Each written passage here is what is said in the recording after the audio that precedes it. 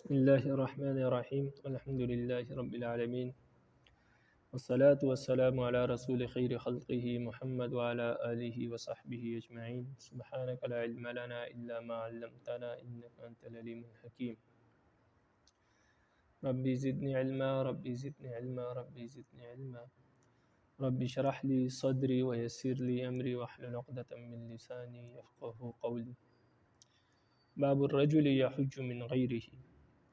یہ باب ہے اس شخص کے بیان میں جو کسی دوسرے کی طرف سے حج کرے، یعنی کوئی شخص اگر فوت ہو گیا ہے بغیر حج کیے اور اس پر حج فرض تھا لیکن حج کیے بغیر فوت ہو گیا، یا اسی طرح کوئی شخص ایسا ہے کہ اس پر حج فرض ہے لیکن وہ اتنا بوڑھا ہو چکا ہے کہ اب اس میں حج ادا کرنے کی طاقت اور استطاعت نہیں ہے، تو آیا ایسے شخص کی طرف سے جو کہ مر گیا ہے یا انتہائی بوڑھا ہے، کمزور ہے، تو اس کی طرف سے کوئی دوسرا شخص حج ادا کر سکتا ہے یا نہیں؟ تو اس کا بیان اس باب میں ہوگا۔ تو اس کا جواب مختصر جواب اس کا یہ ہے کہ دوسرے کی طرف سے حج ادا کیا جا سکتا ہے، اس کو حج بدل کہتے ہیں، اور یہ جائز ہے کہ کسی کمزور یا کسی فوت شدہ آدمی کی طرف سے کوئی دوسرا شخص حج ادا کرے۔ اگر اس کا وارث ہے تو پہلے تو یہ ہے کہ اس کے مال سے حج ادا کرے، لیکن اگر اس کا مال موجود نہیں ہے تو ایسی صورت میں پھر اپنے خرچے سے حج ادا کرے۔ اگر اس نے وصیت کی ہے تو اس کے مال سے ادا کرے گا، اور اگر اس نے وصیت نہیں کی تو ایسی صورت میں اگر اس کا اپنا دل چاہ رہا ہے تو اپنے مال سے حج ادا کر سکتا ہے۔ اور اگر جو بوڑھا اور کمزور ہے، اگر اس کے پاس پیسے ہے تو وہ کسی دوسرے شخص کو اپنے پیسوں پر بیچ کر اپنا حج بدل ادا کر سکتا ہے اس کی طرف سے۔ اور اگر کوئی اس کا رشتہ دار یا محرم خود اپنی طرف سے اپنے پیسوں کے ذریعے سے اس کے لیے حج ادا کرنا چاہے تب بھی اجازت ہے، دونوں صورتوں میں یہ جائز ہے۔ حدیث کو دیکھیں، فرماتے ہیں وَبِهِ قَالَ حَدَّثَنَا الْكَعْنَبِيُّ عَنْ مَالِكٍ عَنْ ابْنِ شِهَابٍ عَنْ سُلَيْمَانِ بْنِ يَسَارٍ عَنْ عَبْدِ اللَّهِ بْنِ عَبَّاسٍ رضی اللہ تعالی عنہ، عبداللہ ابن عباس رضی اللہ تعالی عنہما سے روایت ہے، فرماتے ہیں کان الفضل بن عباس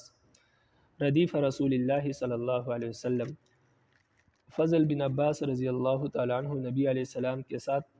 سواری پر پیچھے بیٹھے تھے۔ یہ فضل بن عباس جو ہے یہ عبداللہ ابن عباس رضی اللہ تعالیٰ عنہ کے بھائی ہے،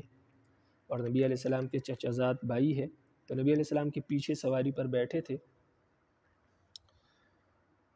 فجاءته امرأة من خثعم،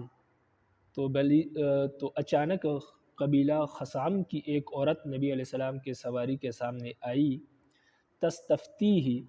وہ عورت نبی علیہ السلام سے کچھ پوچھ رہی تھی۔ فجعل الفضل ينظر الیہا، تو فضل بن عباس رضی اللہ تعالی عنہ اس عورت کی طرف دیکھ رہے تھے۔ نیچے ناقد نے لکھا ہے وَأَعْجَبَهُ حُسْنُهَا، یعنی اس کے حسین اور جمیل ہونے کی وجہ سے فضل بن عباس کو وہ عورت اچھی لگنے لگی، تو اس لیے دیکھ رہے تھے۔ وَتَنظُرُ إِلَيْهِ، اور وہ عورت بھی فضل بن عباس رضی اللہ تعالیٰ عنہ کو دیکھ رہی تھی۔ نیچے ناقد نے لکھا ہے وَكَانَ الْفَضْلُ رَجُلًا جَمِيلًا، اس لیے کہ فضل انتہائی خوبصورت آدمی تھے، تو اس لیے عورت بھی ان کو دیکھ رہی تھی اور وہ بھی دیکھ رہے تھے۔ فجعل رسول اللہ صلی اللہ علیہ وسلم يصرف وجه الفضل الى الشق الآخر، تو نبی علیہ السلام نے جب یہ معاملہ دیکھا تو نبی علیہ السلام نے فضل کے چہرے کو دوسری طرف پھیر دیا۔ فقالت، وہ عورت کہنے لگی، یعنی وہ جو پوچھ رہی تھی وہ کہنے لگی کہ یا رسول اللہ، اے اللہ کے رسول، ان فریضۃ اللہ عز وجل علی عبادہ فی الحج، اللہ تعالیٰ نے اپنے بندوں پر حج کا فریضہ عائد کیا ہے۔ ادرکت ابی شیخا کبیرا، اور میرے جو والد ہیں وہ ابھی بوڑھے ہو چکے ہیں۔ لا یستطیع ان یثبت علی الراحلۃ، ان کو اتنی بھی طاقت نہیں ہے کہ وہ اونٹ پر سواری کر سکے۔ افاحج عنہ، کیا میں اپنے والد کی طرف سے حج ادا کر سکتی ہوں؟ قال نعم، نبی علیہ السلام نے فرمایا جی آپ حج ادا کر سکتی ہے۔ وذالک فی حجۃ الوداع، فرماتے ہیں کہ یہ واقعہ حجۃ الوداع کے موقع پر پیش آیا، یعنی نبی علیہ السلام حجۃ الوداع ادا کر رہے تھے تو اس وقت یہ واقعہ پیش آیا۔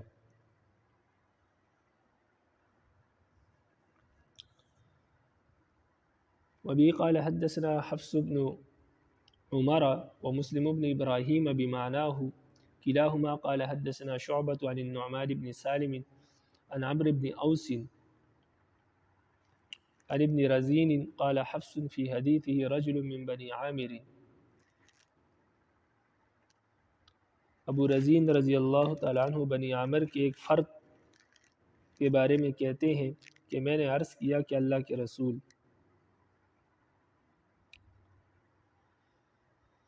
ان ابی شیخ کبیر لا يستطيع الحج والعمرہ ولزعنا قال احجج عن ابیک واعتمر۔ فرماتے ہیں کہ قبیلہ بنی عامر کے ایک فرد نے نبی علیہ السلام سے فرمایا کہ اللہ کے رسول میرے والد بوڑھے ہو چکے ہیں جو نہ حج کی طاقت رکھتے ہیں، نہ عمرہ کرنے کی طاقت رکھتے ہیں اور نہ سواری پر سوار ہونے کی طاقت رکھتے ہیں۔ تو نبی علیہ السلام نے فرمایا احجج عن ابیک واعتمر، آپ اپنے والد کی طرف سے حج بھی کریں اور عمرہ بھی ادا کریں، یعنی آپ کو اجازت ہے، یہ جائز ہے کہ آپ اپنے والد کی طرف سے حج اور عمرہ ادا کریں، اگر وہ نہیں ادا کر سکتے تو آپ ادا کر لیں۔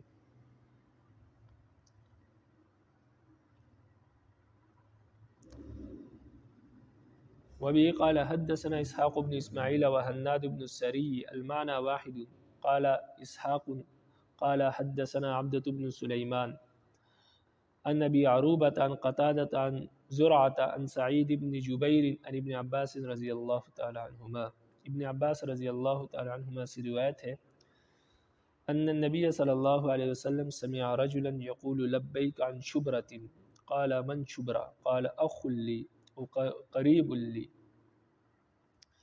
ابن عباس رضی اللہ تعالیٰ عنہما سے روایت ہے کہ نبی علیہ السلام نے ایک شخص کو یہ کہتے ہوئے سنا، وہ کہہ رہا تھا لبیک عن شبرہ، اے اللہ میں شبرہ کی طرف سے حاضر ہوں۔ قال، تو نبی علیہ السلام نے فرمایا کہ من شبرہ، شبرہ کون ہے؟ قال اخ لی، تو وہ شخص کہنے لگا کہ شبرہ میرا بھائی ہے، یعنی میں اس کی طرف سے حج کر رہا ہوں۔ او قریب لی، یا اس نے کہا میرا قریبی رشتہ دار ہے۔ یہ راوی کو شک ہوا ہے کہ اس شخص نے یہ کہا تھا کہ میرا بھائی ہے یا یہ کہا تھا کہ میرا قریبی رشتہ دار ہے۔ قال، نبی علیہ السلام نے فرمایا حججت عن نفسک قال لا قال حج عن نفسک ثم حج عن شبرمہ۔ تو نبی علیہ السلام نے پوچھا کیا تم نے اپنا حج کر لیا ہے؟ اس نے جواب دیا نہیں، میں نے اپنا حج نہیں کیا۔ آپ صلی اللہ علیہ وسلم نے فرمایا پہلے اپنا حج کرو پھر آئندہ سال شبرمہ کی طرف سے حج کرنا۔ تو بعض علماء کے نزدیک حج بدل دوسرے کی طرف سے حج کرنا درست ہے، خواہ اپنی طرف سے حج کیا ہو یا نہ کیا ہو۔ یہ اس صورت میں ہے کہ جب وہ شخص حج بدل ادا کرے جس پر خود حج فرض نہ ہوا ہو، وہ کسی دوسرے شخص کی طرف سے حج بدل ادا کرے تو کر سکتا ہے، لیکن جس شخص پر خود حج بدل فرض ہے تو اس کو چاہیے کہ پہلے پہلے خود اپنا حج ادا کرے۔ اگر اپنا حج ادا کر چکا ہے تو پھر جو ہے وہ کسی کی طرف سے حج بدل ادا کر سکتا ہے۔ تو بعض علماء کی طرف سے حج بدل ادا کرنا درست ہے، خواہ اپنی طرف سے حج نہ بھی کیا ہو تب بھی، اور بعض ائمہ کے نزدیک اگر وہ اپنی طرف سے حج نہیں کیا ہے ابھی تک تو دوسرے کی طرف سے حج بدل کرنا درست نہیں ہوگا، لیکن بہتر یہ ہے کہ اگر خود حج فرض نہیں ہے تو پھر تو کسی دوسرے کی طرف سے حج بدل ادا کر سکتے ہیں، لیکن اگر خود حج فرض ہے تو پھر یہ ہے کہ پہلے اپنا حج ادا کرے، پھر اگر اپنا حج ادا کیا ہے تو ایسی صورت میں پھر دوسرے کی طرف سے حج بدل ادا کرے۔ باب کیف التلبیۃ، یہ باب ہے تلبیہ کے بیان میں، یعنی تلبیہ کیسے کہے۔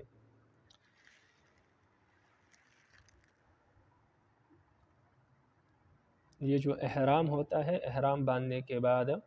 جب انسان حج کی یا عمرے کی نیت سے تلبیہ کہتا ہے تو اس وقت احرام مکمل ہوتا ہے اور احرام کی پابندیاں شروع ہوتی ہیں۔ صرف چادریں باندھنے سے احرام انسان محرم نہیں بنتا جب تک کہ تلبیہ نہ کہے۔ اگر حج کی نیت سے تلبیہ کہے تو حج کا احرام ہوگا، اگر عمرے کی نیت سے تلبیہ کہے تو عمرے کا احرام ہوگا۔ وہ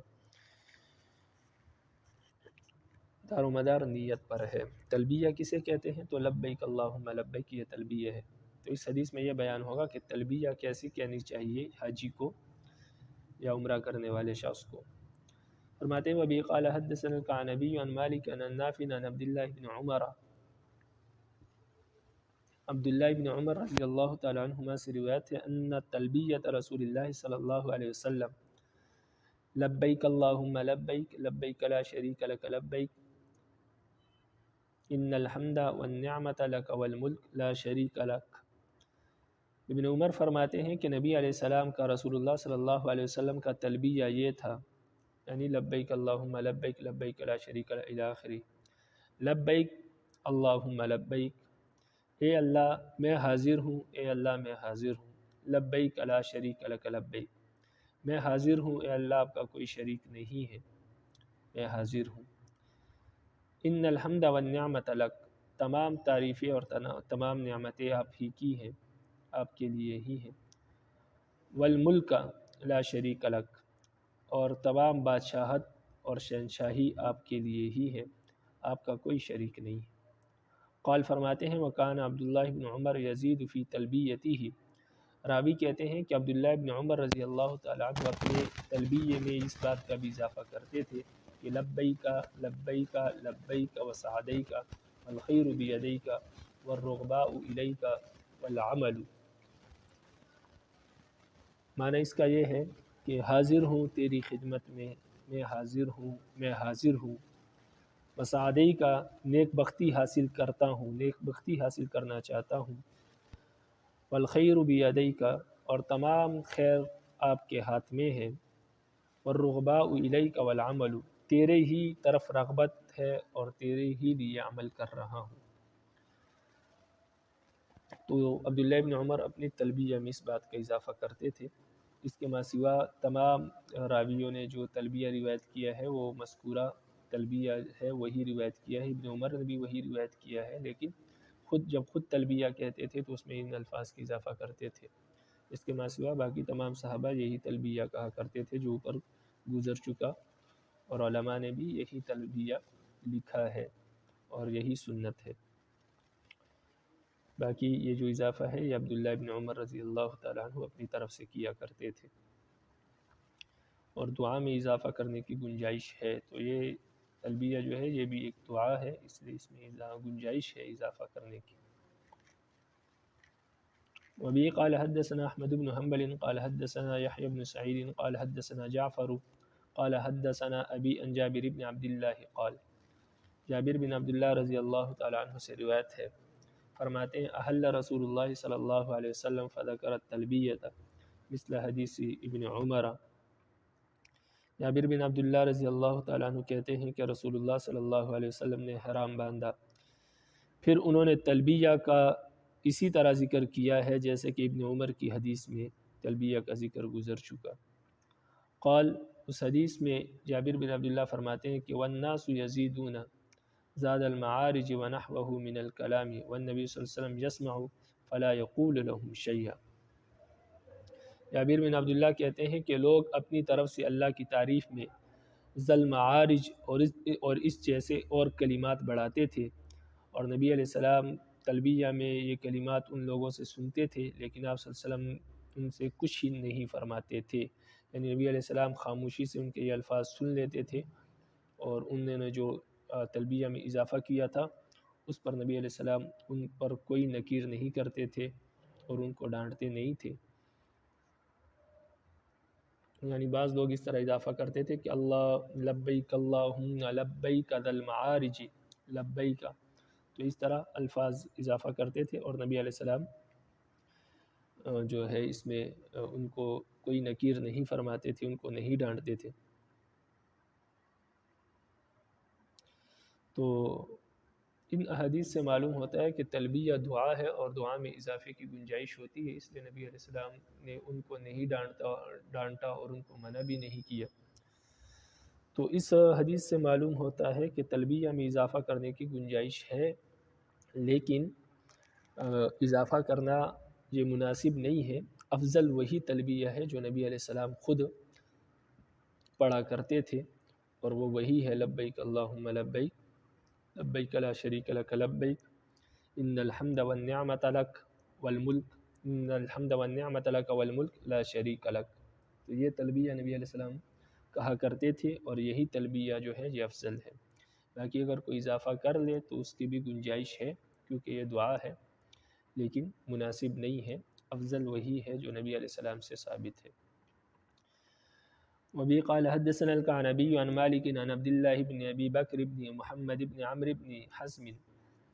عن عبد الملك بن أبي بكر بن عبد الرحمن بن الحارث بن هشام عن خلاد بن السائب الأنصاري عن أبيه۔ سائب انصاری سے روایت ہے ان رسول اللہ صلی اللہ علیہ وسلم قال، کہ نبی رسول اللہ صلی اللہ علیہ وسلم نے فرمایا کہ اتانی جبریل علیہ السلام، کہ میرے پاس جبریل علیہ السلام آئے، فامرنی ان آمر اصحابی ومن معی ان یرفعوا اصواتهم بالاحلال۔ جبریل نے مجھے حکم دیا کہ میں اپنے صحابہ کو اور جو لوگ میرے ساتھ ہیں میں ان کو حکم دوں،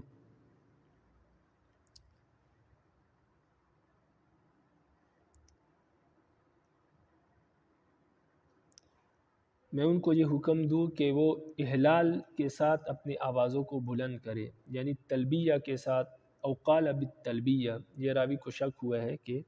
تلبیہ کا لفظ استعمال کیا ہے نبی علیہ السلام نے یا احلال کا لفظ استعمال کیا۔ معنی ایک ہی ہے کہ میں اپنے ساتھیوں کو اور صحابہ کو یہ حکم دوں کہ وہ تلبیہ کے ساتھ اپنی آوازوں کو بلند کرے، یعنی اونچی آواز سے تلبیہ کہے۔ یرید احدہما،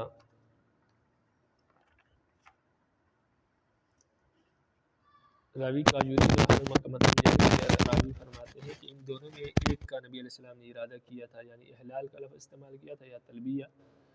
لیکن مراد ایک ہی ہے۔ تو اس حدیث سے معلوم ہوا کہ مردوں کے لیے تلبیہ میں آواز بلند کرنا یہ مستحب ہے،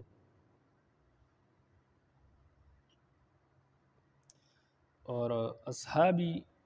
اس لفظ سے معلوم ہوتا ہے کہ عورتیں اس حکم سے خارج ہیں۔ عورتیں تلبیہ آہستہ آواز سے کہیں گی، ان کے لیے بلند آواز سے تلبیہ کہنے کا حکم نہیں ہے، یہ صرف مردوں کے لیے ہے کہ مرد جو ہے وہ بلند آواز سے تلبیہ کہیں گے۔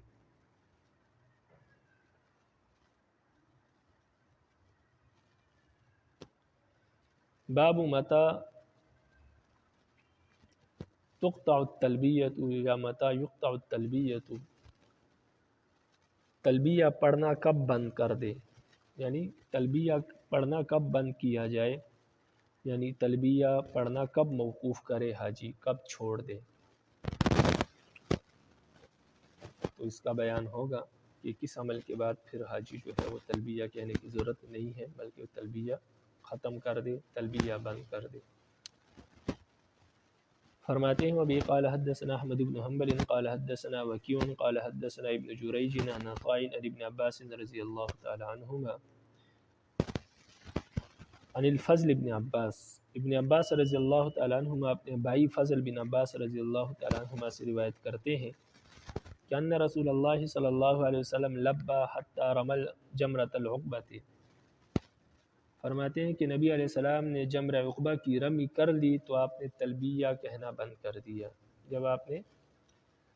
جمرہ عقبہ کی رمی کی تو اس کے بعد آپ نے تلبیہ کہنا موقوف کر دیا، بند کر دیا، اس کے بعد آپ نے تلبیہ نہیں کہا۔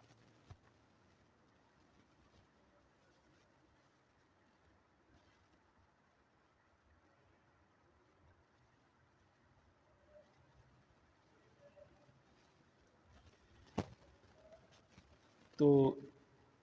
رمی جمرہ عقبہ کی جب رمی کی جائے تو پہلی کنکری پھینکنے کے ساتھ ہی تلبیہ کہنا بند کر دے، یہی جمہور کا مسلک ہے، اور بخاری اور مسلم میں ایک روایت ہے، اس میں یہ ہے کہ لم یزل یلبی حتی بلغ الجمرہ، نبی علیہ السلام مسلسل تلبیہ کہہ رہے تھے یہاں تک کہ جمرہ عقبہ پر جب پہنچے تو تلبیہ کہنا بند کر دیا۔ تلبیہ کہنے کے بعد پھر آپ نے کنکری پھینکی۔ تو اس حدیث کا بھی یہ مطلب ہے کہ حتی رما جمرۃ العقبہ، یہاں تک کہ جمرہ عقبہ کی رمی کی، یعنی رمی کرنے کا جب ارادہ کیا تو نبی علیہ السلام نے تلبیہ بند کر دیا۔ یعنی جب جمرہ عقبہ کی جمرہ عقبہ کرتے وقت شیطان کو کنکری مارتے وقت پہلی کنکری مارنے سے پہلے ہی آپ تلبیہ ختم کر دیں، تلبیہ بند کر دیں، پھر کنکری مارے۔ تو جمرہ عقبہ کی رمی کے ارادے کے وقت نبی علیہ السلام نے، یعنی جب جمرہ عقبہ پر پہنچے اور رمی کرنے کی ارادہ کیا، کنکریاں مارنے کی ارادہ کیا، تو اس وقت آپ نے تلبیہ بند کر دیا، اور یہی جمہور کا مسلک ہے۔ اور امام احمد بن حنبل اور اسحاق بن راہوی انہوں نے امام ابو داؤد رحمہ اللہ کی اس حدیث سے استدلال کیا ہے اور فرماتے ہیں کہ جمرہ عقبہ کی رمی کر لینے کے بعد جو ہے وہ تلبیہ بند کیا جائے گا، تلبیہ موقوف کیا جائے گا، اور رمی کے دوران تلبیہ کہنے کی اجازت ہے۔ لیکن جمہور نے بخاری اور مسلم کی جو حدیث ہے اس سے استدلال کیا ہے کہ نبی علیہ السلام جب جمرہ عقبہ پر پہنچے تو رمی کرنے سے پہلے ہی انہوں نے تلبیہ بند کر دیا تھا۔ اور یہاں بھی حتی رما جمرۃ العقبہ کا مطلب یہ ہے کہ جب رمی جمرہ عقبہ کا ہی نبی علیہ السلام نے ارادہ کیا تو ارادے کے ساتھ ہی تلبیہ موقوف کر دیا تھا، چھوڑ دیا تھا۔ یہ مطلب نہیں ہے کہ جمرہ عقبہ کی رمی کرنے کے بعد تلبیہ چھوڑا تھا، بلکہ پہلی کنکری کے ساتھ ہی تلبیہ چھوڑ دیا تھا۔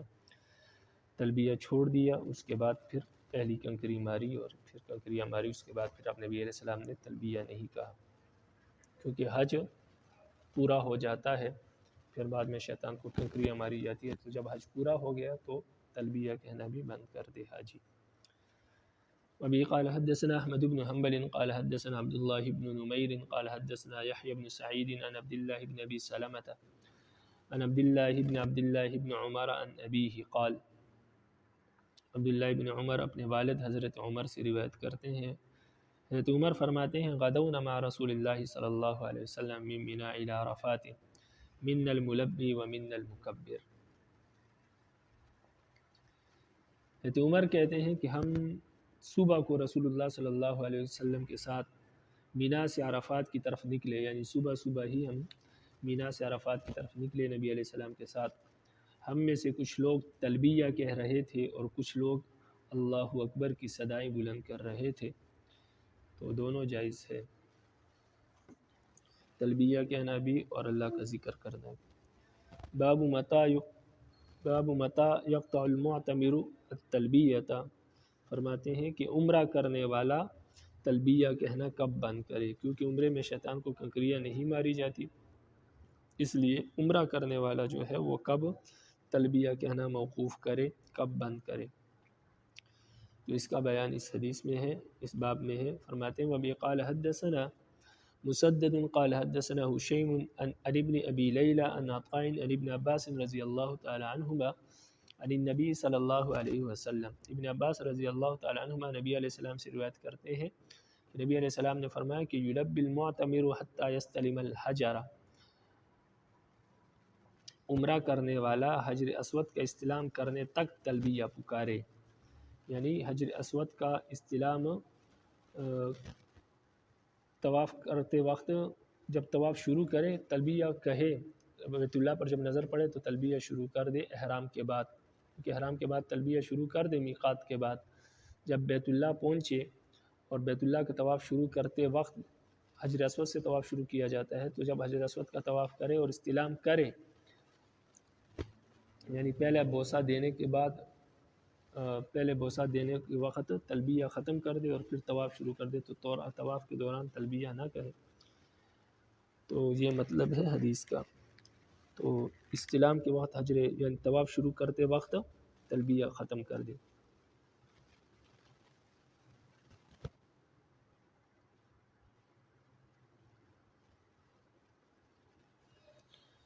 تو جمہور کا یہ مسلک ہے کہ تلبیہ عمرہ کرنے والا تلبیہ تب بند کرے گا جب بیت اللہ پر نظر پڑے گی. بیت اللہ پر جب نظر پڑ جائے یعنی بیت اللہ میں داخل ہو جائے تو چونکہ بیت اللہ پر نظر پڑنے کے بعد پھر طواف کیا جاتا ہے، تو بیت اللہ پر نظر پڑنے کے بعد عمرہ کرنے والا شخص جو ہے وہ تلبیہ چھوڑ دے اور جا کے پھر حجر اسود کی استلام کرے اور طواف شروع کر دے. یہ حدیث اگرچہ سنداً ضعیف ہے لیکن جو اس کا مضمون ہے وہ درست ہے، دیگر احادیث سے بھی ثابت ہے کہ عمرہ کرنے والا جو ہے وہ طواف سے پہلے جو ہے وہ تلبیہ موقوف کر دے، بند کر دے. باب المحرم یؤدب غلامہ، حالت احرام میں اپنے خادم کو تادیباً مارنا جائز ہے. یعنی احرام کی حالت میں انسان اپنے خادم کو ادب سکھانے کے لیے ڈانٹ بھی سکتا ہے، مار بھی سکتا ہے اگر وہ کوئی غلطی کرے، اور بطور ادب کے اس کو اگر ڈانٹا جائے یا اس کو مارا جائے تاکہ اس میں عقل آ جائے، ادب آ جائے، تو یہ محرم کے لیے جائز ہے. اس کا بیان اس باب میں ہوگا. وبه قال حدثنا احمد بن حنبل قال وحدثنا محمد بن عبد العزيز بن ابي رزمة قال اخبرنا عبد الله بن ادريس قال اخبرنا ابن اسحاق عن يحيى بن عباد بن عبد الله بن الزبير عن ابيه عن اسماء بنت ابي بکر رضی اللہ تعالی عنہ. حضرت اسماء بنت ابی بکر رضی اللہ تعالی عنہ سے روایت ہے، فرماتی ہیں خرجنا مع رسول اللہ صلی اللہ علیہ وسلم حجاجا، ہم نبی علیہ السلام کے ساتھ حج کرنے کو نکلے. حتی اذا کننا بالعرج، جب ہم مقام عرج میں پہنچے تو نزل رسول اللہ صلی اللہ علیہ وسلم ونزلنا، تو ہم بھی نبی علیہ السلام اپنی سواری سے اترے اور ہم بھی اپنی سواریوں سے اتر گئے. فجلست عائشۃ الی جنب رسول اللہ صلی اللہ علیہ وسلم وجلست الی جنب ابی،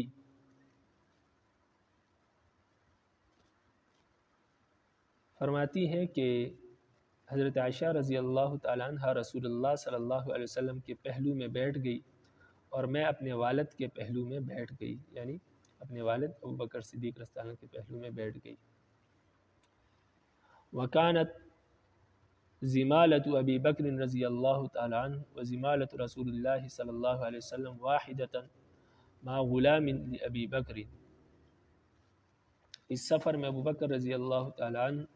اور رسول اللہ صلی اللہ علیہ وسلم دونوں کے سامان اٹھانے کا اونٹ ایک ہی تھا، یعنی دونوں کا سامان ایک ہی اونٹ پر لدا ہوا تھا. جو اونٹ ابوبکر صدیق رضی اللہ تعالیٰ عنہ کے غلام کے پاس تھا، جس اونٹ پر سامان لدا تھا دونوں کا، وہ اونٹ ایک غلام کے پاس تھا جو حضرت ابوبکر صدیق رضی اللہ عنہ کا غلام تھا. وہ غلام اس اونٹ کو اپنے ساتھ ہانک رہا تھا، یعنی یہ اونٹ اس کی ذمہ داری تھی، اس کے حوالے تھا. فجلس ابو بکر ينتظر ان يطلع عليه فطلع وليس معه بعيره، تو ابوبکر صدیق رضی اللہ تعالیٰ عنہ اس انتظار میں بیٹھے تھے کہ وہ غلام آئے گا بھی. جب وہ غلام آیا تو اس کے ساتھ وہ اونٹ نہیں تھا، یعنی یہ انتظار میں بیٹھے تھے کہ پیچھے غلام آ رہا ہے اور اس کے پاس اونٹ ہے، اونٹ میں سامان ہے تو ابھی سامان لے آئے گا. جب غلام آیا تو اس کے پاس اونٹ نہیں تھا، وہ خالی ہاتھ آ رہا تھا. قال این بعیرک، ابوبکر صدیق رضی اللہ تعالیٰ عنہ نے پوچھا کہ تیرا اونٹ کہاں ہے، اونٹ کدھر ہے؟ قال ازللتہ البارحۃ، اس نے جواب دیا کہ کل رات وہ گم ہو گیا، یعنی رات کو کہیں چلا گیا، مجھے علم نہیں، یعنی سوتے ہوئے یہ سویا تھا کہیں اور اونٹ کہیں چلا گیا. تو کہا کہ کل رات کو گم ہو گیا تھا. فقال ابو بکر بعیر واحد تذلہ، ابوبکر رضی اللہ تعالیٰ عنہ بولے ایک ہی اونٹ تھا وہ بھی تو نے گم کر دیا، یعنی ایک ہی اونٹ تھا، باقی ہمارے پاس سامان کوئی ہے نہیں، سواری کوئی ہے نہیں، اور آپ نے وہ ایک اونٹ تھا وہ بھی آپ نے گم کر دیا، یعنی ایک ہی اونٹ تھا سامان کا وہ بھی آپ نے گم کر دیا، باقی ہمارے پاس کوئی دیگر سامان بھی نہیں. قال فرماتے ہیں، راوی کہتے ہیں کہ فتفق یضربوہ ورسول اللہ صلی اللہ علیہ وسلم یتبسم، تو ابوبکر صدیق رضی اللہ تعالیٰ عنہ اس غلام کو مارنے لگے اور رسول اللہ صلی اللہ علیہ وسلم مسکرا رہے تھے، یعنی ان کو دیکھ کر مسکرا رہے تھے، ویقول، اور کہہ رہے تھے، انظروا الی ھذا المحرم ما یصنع، اور رسول اللہ صلی اللہ علیہ وسلم مسکراتے ہوئے یہ فرما رہے تھے، دیکھو اس محرم آدمی کو، یہ کیا کر رہا ہے، یعنی ابوبکر صدیق رضی اللہ عنہ کے بارے میں فرما رہے تھے لوگوں سے کہ لوگوں ابو بکر کو دیکھو، یہ حالت احرام میں ہے اور اپنے غلام کو مار رہا ہے، تو وہ ہنس رہے تھے۔ اس سے معلوم ہوا کہ تادیباً غلام کو ڈانٹنا اور مارنا جائز ہے، لیکن مناسب نہیں ہے، اس لیے نبی علیہ السلام نے تعجب کیا لیکن منع نہیں فرمایا، اور مسکرا رہے اس لیے تھے کہ ابوبکر صدیق رضی اللہ عنہ کو غصہ نہیں آتا تھا، تو ان کو غصہ آیا، اور نبی علیہ السلام کے دوست بھی تھے، نبی علیہ السلام کی سب سے زیادہ ان سے لگاؤ تھا، اور پھر اسلام کے لیے قربانیاں بھی سب سے زیادہ انہوں نے دی، اور انبیاء کے بعد سب سے افضل درجہ انہی کا ہے، تو جب ان کو غصہ آیا تو لازمی بات، اتنا غصہ نہیں تھا کہ وہ غلام کو برے طریقے سے جانوروں کی طرح مار رہے تھے، کچھ آہستہ سے مار رہے تھے کسی چیز سے، اس لیے نبی علیہ السلام نے روکا نہیں اور مسکرا رہے تھے اور لوگوں سے کہہ رہے تھے کہ دیکھو یہ حالت احرام میں کیا کر رہا ہے۔ قال ابن ابی رزمہ فما یزید رسول اللہ صلی اللہ علیہ وسلم ان یقول انظروا الی ھذا المحرم ما یصنع یتبسم، ابن ابی رزمہ نے کہا ہے، جو اس حدیث کے راوی ہے، انہوں نے کہا کہ رسول اللہ صلی اللہ علیہ وسلم نے اس سے زیادہ کچھ نہیں فرمایا کہ دیکھو اس محرم آدمی کو یہ کیا کر رہا ہے، اور آپ مسکرا رہے تھے، یعنی اس سے زیادہ آپ نے کچھ اور الفاظ استعمال نہیں کیے، اس سے معلوم ہوا کہ ڈانٹنا مارنا اپنے خادم کو جائز ہے حالت احرام میں، لیکن مناسب نہیں ہے، اس لیے نبی علیہ السلام نے لوگوں سے کہا کہ دیکھو یہ کیا کر رہا ہے حالت احرام میں۔ باب الرجل یحرم فی ثیابہ، یہ باب ہے اس شخص کے بارے میں جو اپنے کپڑوں میں ہی احرام باندھے، یعنی جو کپڑے اس نے پہنے ہوئے ہیں اسی میں احرام کی نیت کر لے، لیکن اگر وہ کپڑے سلے ہوئے ہیں تو ان کی سلائی جو ہے وہ ختم کر دے، اس کی سلائی کھول دے، اور یا یہ ہے کہ کپڑے سلے ہوئے جس طرح پہنے جاتے اس طرح نہ پہنے، بلکہ سلے ہوئے کپڑوں کو چادر کی طرح، احرام کی چادروں کی طرح اپنے بدن پر لپیٹ لے،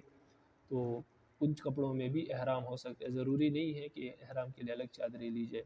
اگر گھر میں بھی کوئی چادر وغیرہ موجود ہو تو اس میں بھی انسان احرام لے سکتا ہے، لیکن یہ صحابہ کے پاس چونکہ مال و اسباب اتنے نہیں تھے اس وقت، بے کسی اور بے بسی کا عالم تھا مسلمانوں کا، تو اس لیے وہ بعض اوقات ایسے کپڑے ان کے پاس جو الگ سی چادریں نہیں ہوتی تھی تو اپنے کپڑوں میں ہی یا گھر میں کوئی چادر وغیرہ ہوتی تھی اسی میں احرام لے لیتے تھے، لیکن آج کل چونکہ فراوانی ہے اور رب العالمین کی نعمتیں بے شمار ہے لوگوں پر، اور ہر شخص اس بات پر قادر اور قدرت رکھتا ہے کہ وہ احرام کی دو چادریں اپنے لیے لے سکتا ہے، اور جس شخص کے پاس حج کے جانے کے لیے مال موجود ہے اور پھر گھر میں پیچھے جو خرچہ ہے وہ بھی اس کے پاس موجود ہے، آنے جانے کی ٹکٹ اور سارا مال و اسباب اس کے پاس موجود ہے، ذرائع موجود ہے، تو اس کے لیے دو چادریں، دو الگ سے دو سفید چادروں کا لینا کوئی مشکل بات نہیں ہے، تو آج کل تو یہی ہے کہ حاجی جو ہے یا عمرہ کرنے والا الگ سے دو چادریں لے، لیکن اگر کہیں ایسی صورت پیش آ جائے کہ کوئی الگ سے کوئی کپڑے موجود نہ ہو تو اپنے سلے ہوئے کپڑوں میں ہی وہ احرام لے سکتا ہے، اگر کوئی دوسری چادر ہو اس کے پاس تو اس میں احرام لے سکتا ہے، تو احادیث سے یہ ثابت ہے صحابہ نے اس طرح اپنے سلے ہوئے کپڑوں میں احرام باندھا ہے، انہی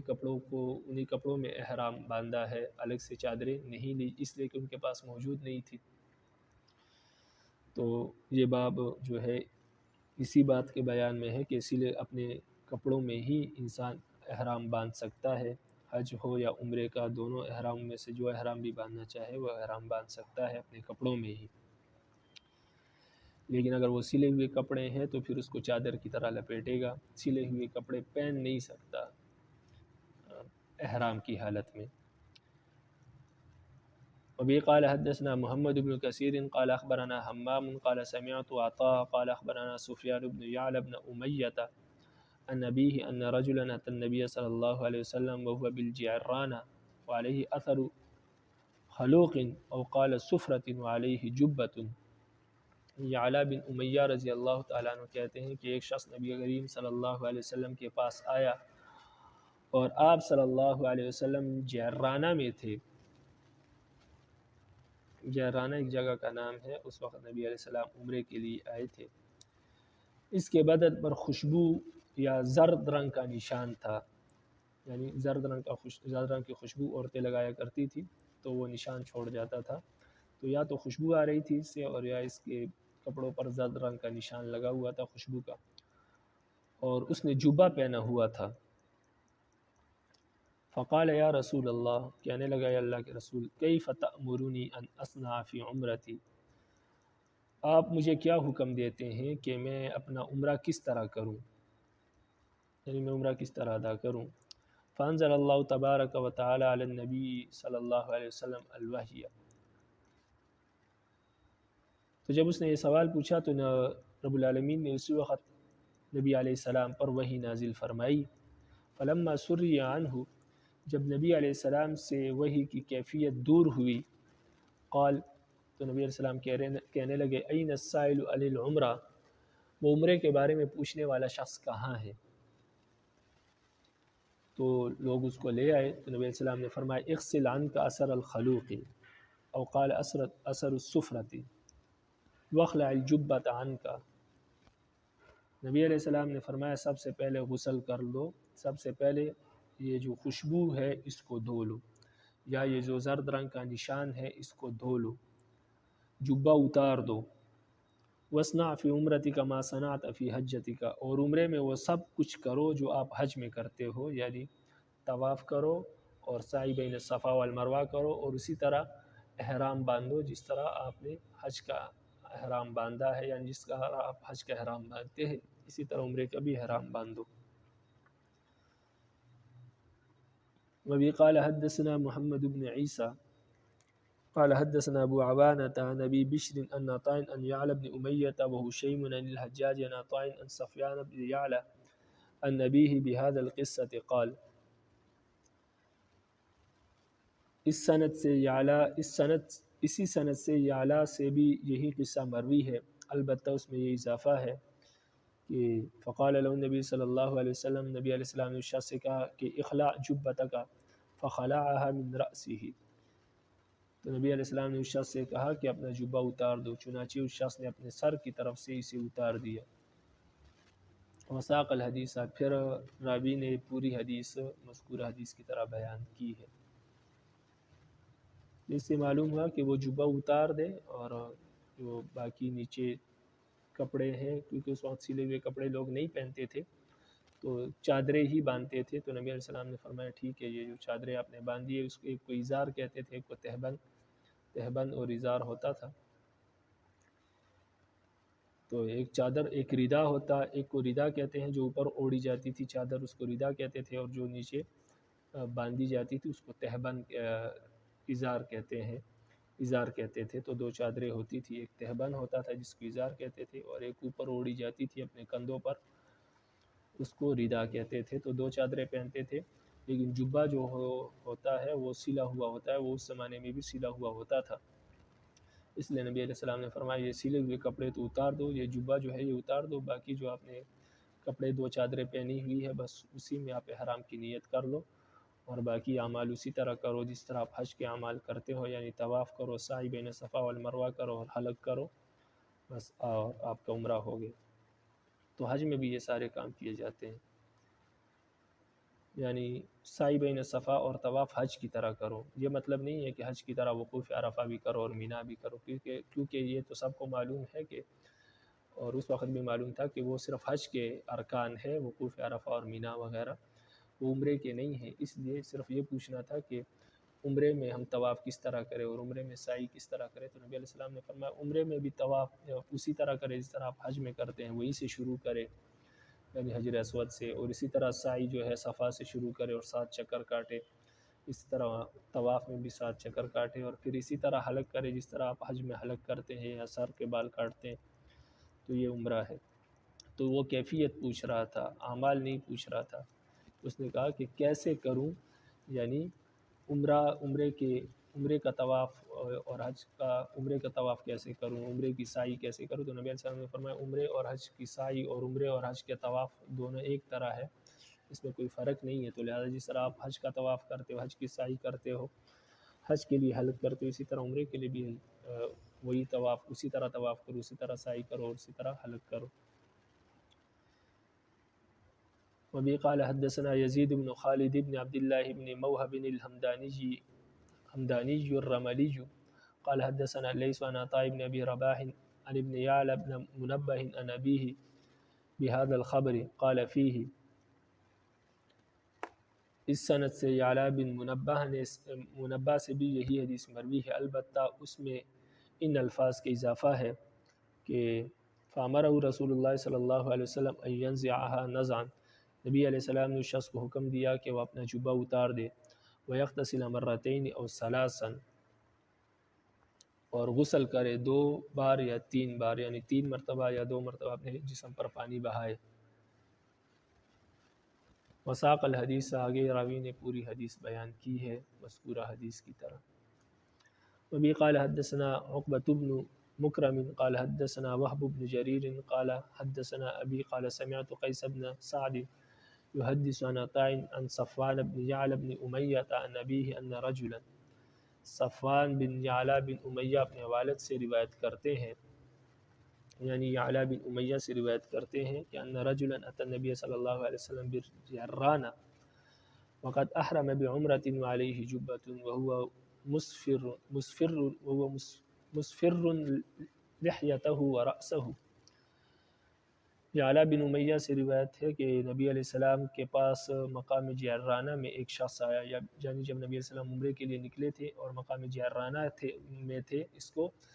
عمرہ جعرانہ کہتے ہیں۔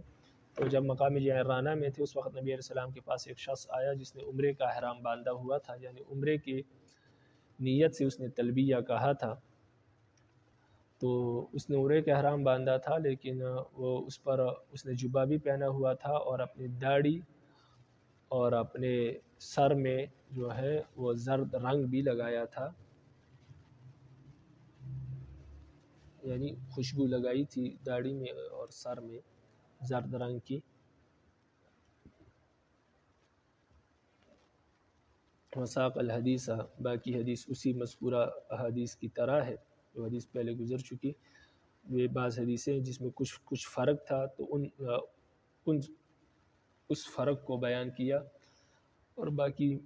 مصنف نے کہا کہ باقی مذکورہ حدیث کی طرح آگے حدیث چلی ہے۔ یعنی ایک حدیث میں یہ ہے کہ نبی علیہ السلام نے فرمایا کہ 2-3 مرتبہ غسل کرو، تو صرف ان الفاظ کا ذکر کر کے باقی کہا کہ اوپر والی حدیث کی طرح۔ اس حدیث میں یہ ہے کہ سر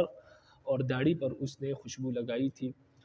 تو اس حدیث میں یہ اضافہ ہے، تو اس اضافے کو صرف ذکر کر دیا اور باقی حدیث ذکر کرنے کی ضرورت نہیں ہے، کیونکہ باقی حدیث مذکورہ حدیث کی طرح ہی ہے پوری، تو لہٰذا وہ پہلے گزر چکی ہے، لہٰذا اس کا دوبارہ اعادہ کرنے کی کوئی ضرورت نہیں ہے، اس لیے مصنف نے دوبارہ پوری حدیث ذکر نہیں کی۔ وما علینا الا